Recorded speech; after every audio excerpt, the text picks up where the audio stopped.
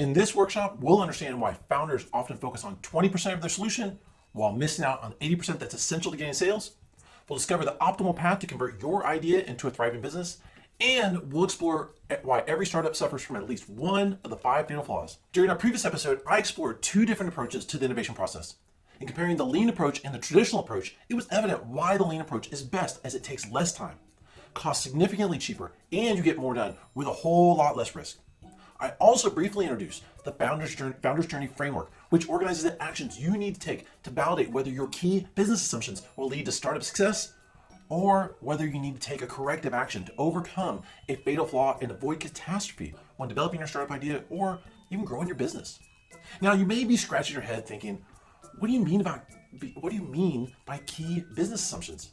I'm just building an awesome product and looking to raise money to fuel my growth. Look, I get it. That's definitely something that Shafik and I have heard many, many times before. Look, we've worked with hundreds of founders and a number of accelerators and incubators over the years.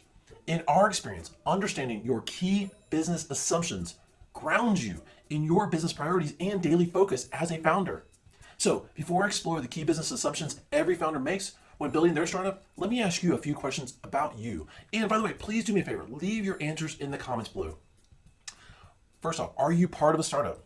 And perhaps this means you're a founder or having joined a startup as a team member.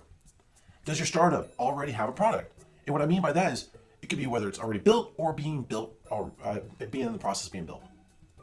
Do you truly know how much your customers are willing to pay for your product? Do you already have paying customers for your product or service? Now, if you don't, do you know how you'll reach them, how you'll find them and activate them so they'll buy from you?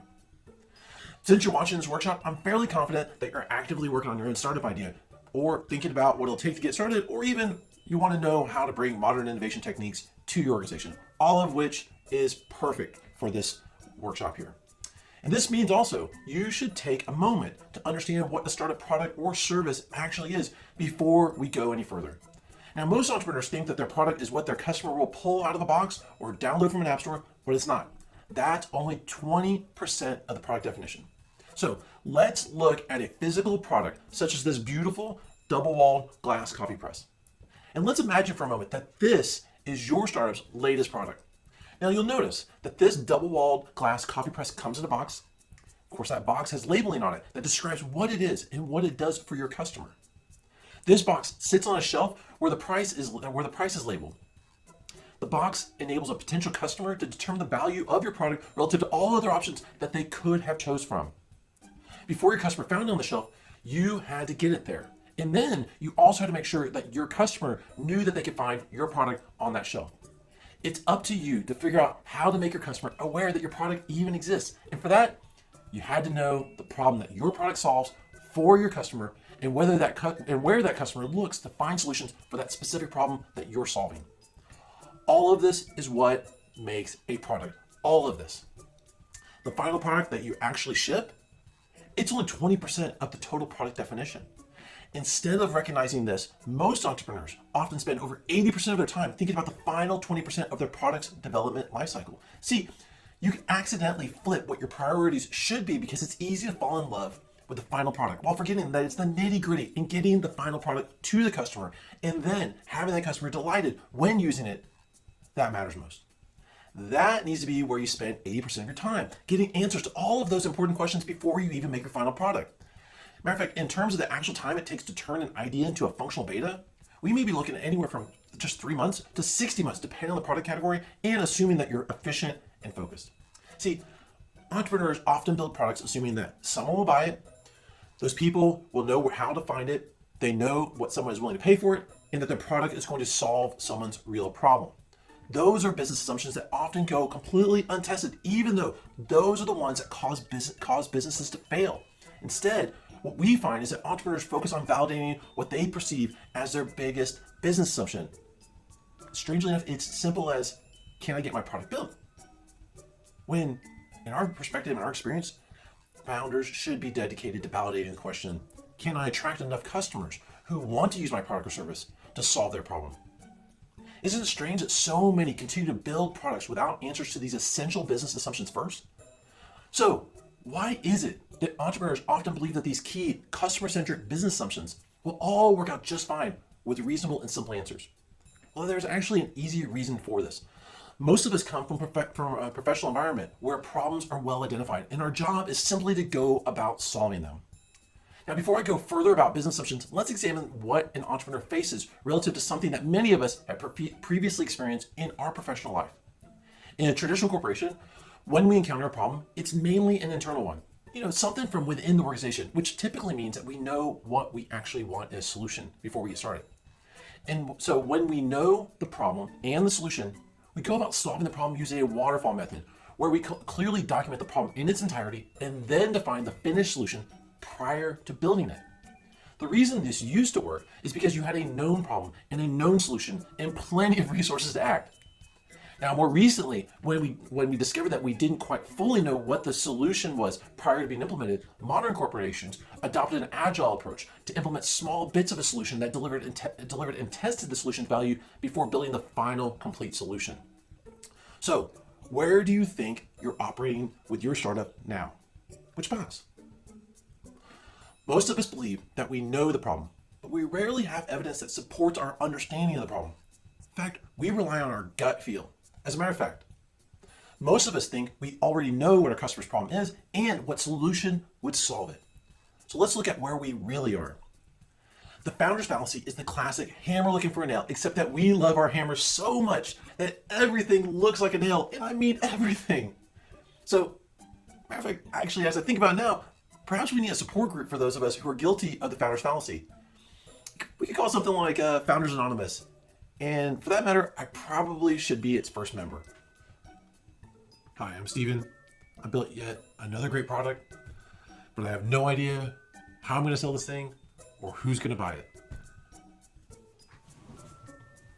Look, we need to recognize that we don't have a clear understanding of our customer problem, much less what it'll take to solve it in a profitable, scalable, value-driven manner. So do you recognize where you're at now? Is it a good idea to build your product first when you're right here? Since startups are inherently resource constrained, it was only natural that a new product development process would emerge. This would help us founders to quickly make an unknown problem known so that we could discover and validate an unknown solution to make it too known.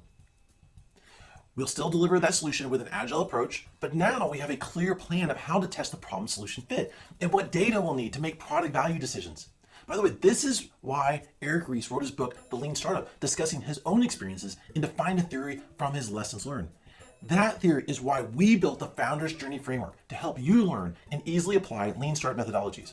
So, why should you care about following a framework when there are so many great books out there for you to read on your own? Well, while most startup books are wonderful at telling us what to do and sharing interesting war stories on top of it, the purpose of the framework is to help founders like you build their startup by laying out an optimal set of steps. The Founder's Journey Framework is a step-by-step how-to approach that helps you avoid mistakes that waste time and money as you build a thriving, sustainable business fast. Most entrepreneurs are driven by their dreams of their own success. We all know that. And by the way, I'm not talking about their own selfish success, but dreams of positively improving the lives of their customers who suffer from a specific problem. This means as a founder, you know that your primary job is not to come up with just the right magic words for someone to invest in you. No, not at all. Your job is to build a sustainable, growing business, one with customers that love your product or service because that product or service solves a real, painful problem for those customers. Now, the reason why you're here at the moment is because you are your first and biggest investor. You probably want to figure out how to build your business the right way so you don't waste time and money in pursuit of your dreams. Look, we're all familiar with how you can try to do this. As we've seen plenty of startups that have tried all the alternatives that just don't work. Alternatives such as jumping right in on their own, spending months trying to teach themselves by reading startup books. We've seen people who have hired expensive consultants as if they can outsource the building of their startup. Some have chased accelerator applications prematurely with no chance to get in because they're not ready yet. Or we've even seen some spend thousands of dollars on get-rich-quick schemes. Look, there's a better way. Matter of fact, let's turn to someone who's experienced.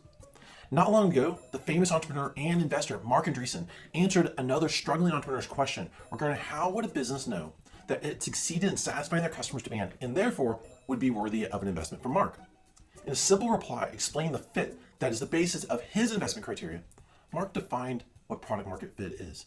And he tweeted, Product market fit means being in a good market with a product that can easily satisfy that market, which is awesome. A short and simple rule here that other investors in our experience seem to echo. But what does that actually mean? And for that matter, how does a founder achieve product market fit for their startup? So Shafiq and I set off to research the best practices based on funded startups that succeeded as well as those who failed, which would allow us to decompose the actual components of product market fit and whether achieving it truly mattered.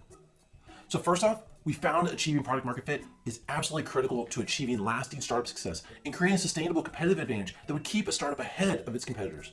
Secondly, what our analysis also found made understanding product market fit more self-evident by using a metric-based definition. So we can look at it this way. Successful startups achieve product market fit when they have customers with the same compelling problem. That's really important, same compelling problem.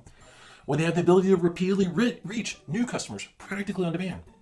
When they have customers willing to profitably pay to solve their problem. When they have a solution that delivers 10 times the perceived value of what those customers actually pay for their solution. When they have a validated operational plan that enables them to scale lead generation and customer sales conversion, as well as production and delivery fast before competitors move in. Now, all of this may be great, but we're still left with how does a startup achieve product market fit? So let's look back at how the founder's journey fills that gap by providing startups the structure necessary to make progress and identify flaws.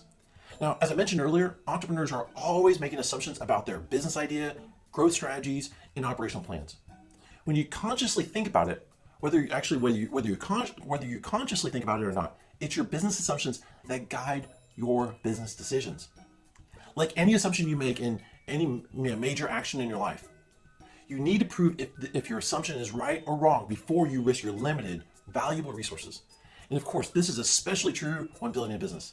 So for example, if you assume that you'll attract all of your customers through video-based marketing, you need to run a test to see if that's true or not. Now, why is that? Frankly, you'd hate to spend thousands of dollars and waste months to produce a bunch of videos to only find out that your customers won't watch them when you could be doing something better to attract those same customers. While achieving product market fit is the culmination of a founder's work, there are many fits along the way. Remember, it's your job to find the right fit as you validate each business assumption for each stage of building your business. So let's look at each of the 5 business assumptions in depth, starting with the first business assumption, which is the problem assumption. Now, the problem assumption is not about your problem as a founder. No, not at all. Instead, this assumption is focused on your customer's compelling problem, the one that they want someone to solve, and hopefully that someone is you. Now, the key question founders should ask themselves related to the problem assumption is, have I identified enough similar customers trying to solve the same compelling problem? When you do this successfully, you would have achieved your first fit, problem customer fit, as this means you would have found a compelling problem that many customers have, which leads us to the second business assumption, which is the channel assumption. The channel assumption is focused on whether you're able to reach and activate your target customers. Often what we find is that founders overlook the ability to cut through the noise so that potential customers can become aware of a new solution, as well as how those customers even understand whether this new solution will solve their compelling problem. As a founder, the key question you need to ask yourself is there a channel where I can activate my identified customers? By attaining channel customer fit, you will have built a viable marketing lead engine based on the compelling problem you now understand by validating the first business assumption. See how they sequentially build on one another. And it means that you've been able to successfully run your lead generation experiments through your awareness campaigns across a variety of placement sources. This further means you will have discovered how to activate plenty of customers within your identified target market segment. Then you'll use that stream of leads generated by your marketing lead engine to prove out your third business assumption, which is the price assumption. Now, the price assumption is kind of funny. While your energies are primarily focused on the activities to develop your sales funnel, you need to prove out the price that your customers are willing to pay for your solution. Think of the price as the culmination of getting a customer through the sales funnel. Now, not only does the price define how profitable your solution will be, as well as provide a cost structure you can budget against to produce and deliver your solution, you'll also understand how your customers value your solution, which is critical when it comes to the fourth business assumption. Now, but before I jump ahead too quickly, the key question that I don't want to ignore here is that you need to be asking yourself, will customers regularly buy from me based on how I describe my solution to their problem? By proving problem solution fit, you will create a sales engine that regularly generates product sales for your business at a sustainable price. Having a sales engine that regularly attracts new customers is critical so you can get your product or service in the hands of more and more and more users so you can rapidly improve your solution. You can't do that in a lab or in the absence of real customer feedback. Just think about that. You can't do that on your own. Which leads us to the fourth business assumption, which is the product assumption. Like I said, being able to regularly attract paying customers means you have your users who are vested in your product working for them. Handing out freebies just won't cut it. You need those moments of truth when users either love or struggle after paying for your product or service. And you need to design how you'll be able to gather feedback on their satisfaction or disappointment, as well as actions they'll take based on whether your solution delivers on the value promised during your sales process. Which means the key question you should be asking right here is, am I able to solve my customer's problem 10 times better than existing solutions? By achieving solution customer fit, you will create the differentiated product you need to stand out from your competitors and get your customers to adopt your product over others. But there's one last fit that's essential to your startup's sustainable success. One that we touched on earlier, which brings us to the last assumption you need to validate. The fifth business assumption, which is the scale assumption. This is where you shift your focus from working in the business to working on the business. Now, if you're not familiar with this, when you work in the business, you're focused on executing your business plan. In other words, you're focused on reaching and satisfying your customers with your product or service. When you're working on the business, you're focused on improving your business operations and your product R&D so you can scale your business to stay ahead of competitors, which means that the last question you need to ask yourself is, do I know how my startup will reduce the duration and cost of marketing, sales, production, and delivery as it grows? When you achieve product market fit, you will have validated that your scale plan is viable to sustainably grow your channel, sales, and production and delivery, as this is necessary for your business to rapidly grow ahead of your competition, as well as not lose out to an established player. Now, if you're not sure where to start, don't sweat it. There's an easy answer. First off, I want to acknowledge, yes, most entrepreneurs want to start with what feels fun and exciting by first working on the fourth assumption, the product assumption, when they should start with the first assumption, the problem assumption. Remember, you don't want to build a known solution for an unknown, vague, general problem.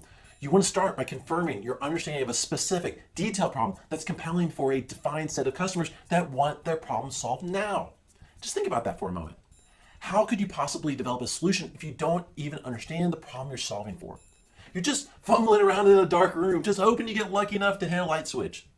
Plus, most investors won't even bother talking to you unless you've proven that you know how to reach and engage your target customer, which can only happen when you understand the compelling problem that customer is experiencing.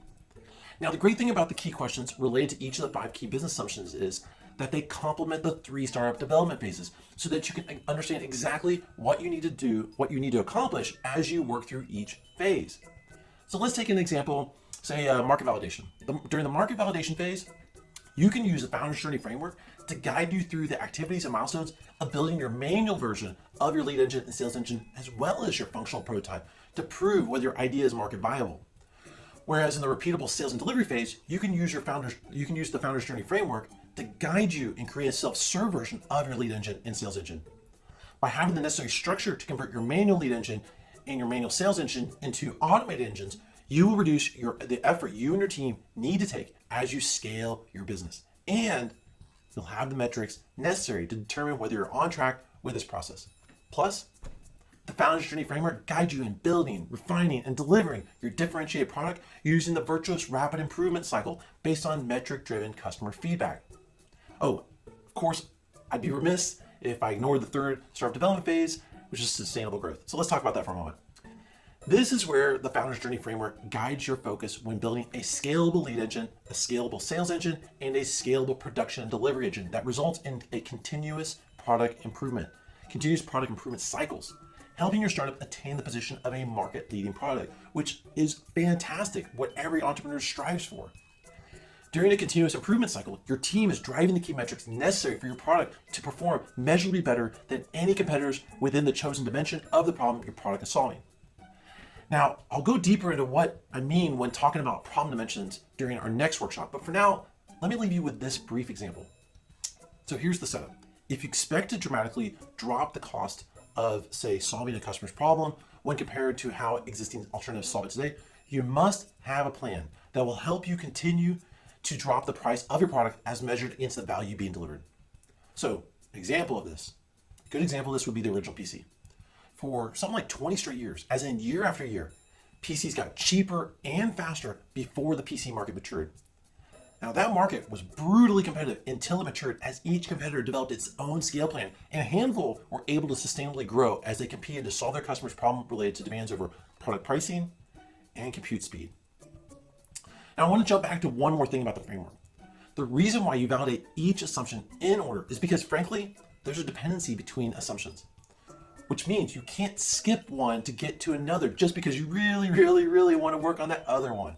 And for that matter, you don't want to waste energy and valuable resources on tasks that'll end up requiring rework when an earlier assumption that you skipped over proves to be wrong. By following an ordered, logical approach, both you and your team are better able to focus and overcome fatal flaws that all startup ideas have. And the bonus benefit? Well, frankly, when an advisor or friend gives you that odd bit of advice, you'll be able to sort out what's a distraction from what you need to focus on to achieve your next milestone. No more mentor whiplash. That's awesome.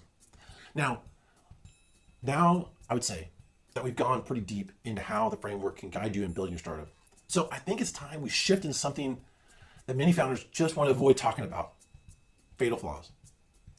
Based on our research and analysis, there are 5 fatal flaws founders encounter with their startup idea. Now, these flaws are quite common, and nearly every founder will encounter at least one or maybe more of them with their startup. So let's begin with the first fatal flaw, in that your product idea doesn't solve a compelling problem for your customer. This is typically when you've developed a product before understanding the compelling problem your customer wants solved.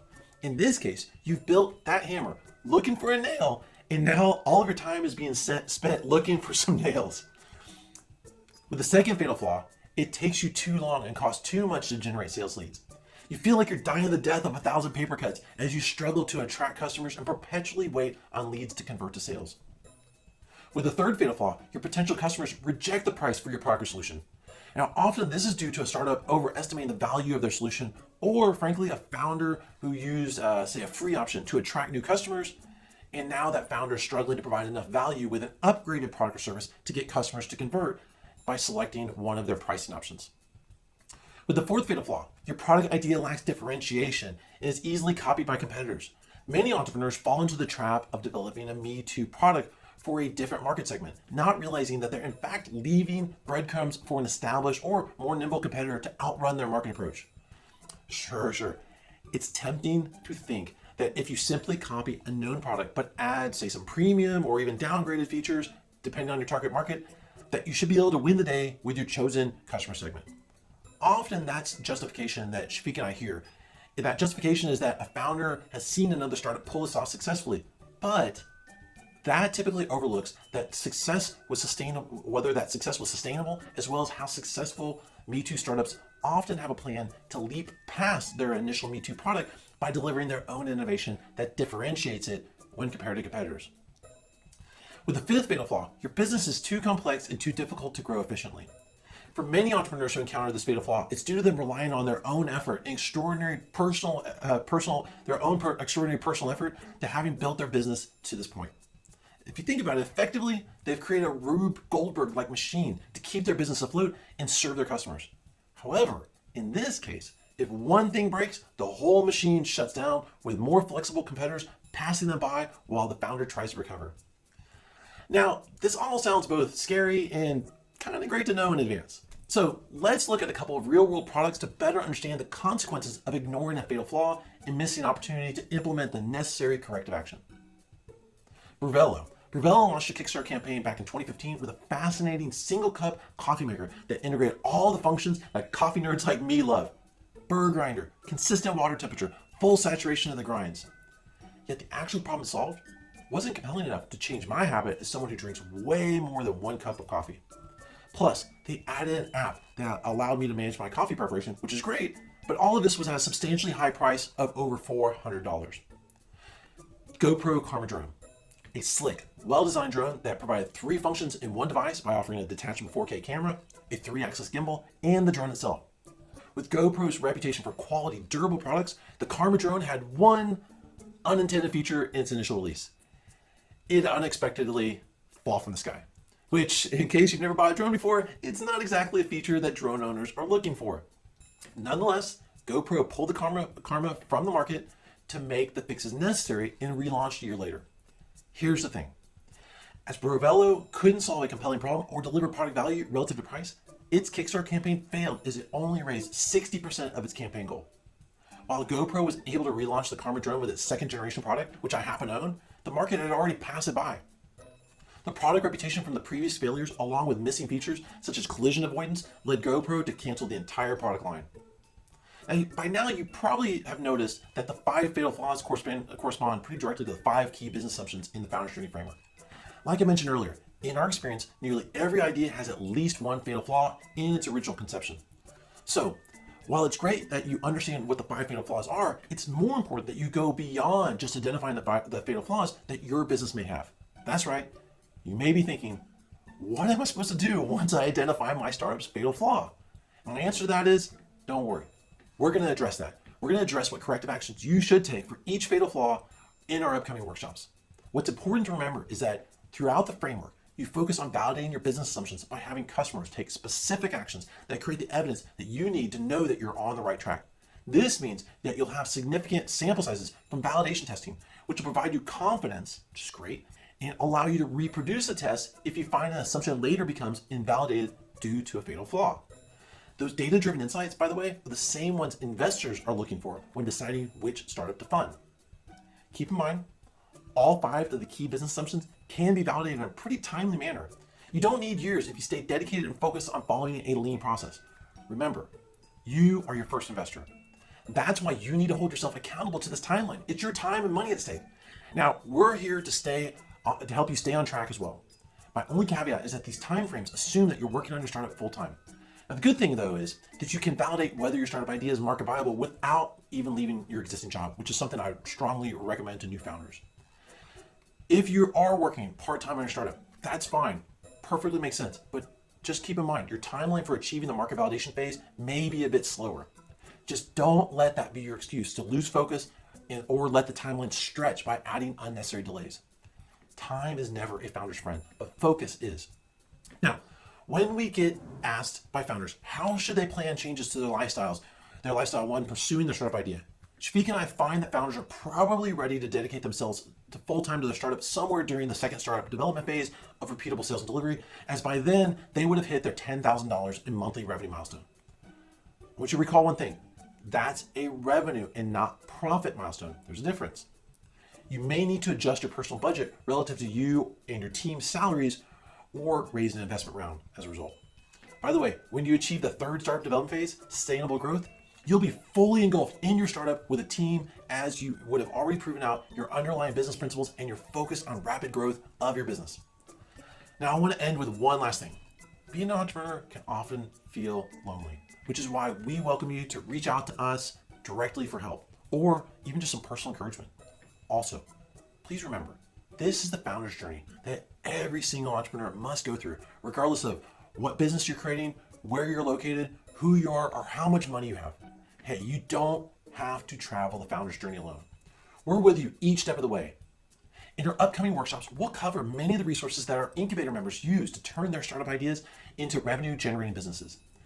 If you don't want to wait for those workshops, or if you want to know how to use those resources now, please apply today to join the Lean Mastery Incubator, as we have dozens of tools, templates, and how-to guides that apply directly to the right phase and stage as you work on your startup.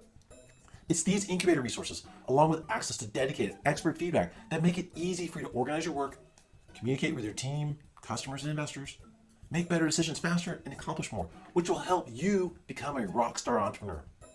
During our next workshop, we'll dive deeper into the problem assumption as something I mentioned a little bit earlier, as we explore what comprises a compelling problem and what experienced entrepreneurs look for when identifying problems we're solving. Building Lean is brought to you by the Lean Mastery Incubator. Lean Mastery helps founders convert their ideas into a thriving business fast and helps business owners avoid mistakes that cost time and money. Learn more about how you can become a Lean Mastery Incubator member at leanmastery.co.